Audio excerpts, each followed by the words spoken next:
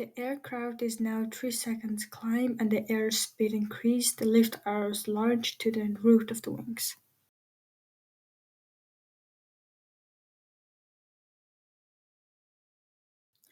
As I continued to climb the aircraft, the airspeed decreased drastically and became unstable, and the lift arrows nearly disappeared. And now we're testing how the flaps would affect the efficiency of the flight.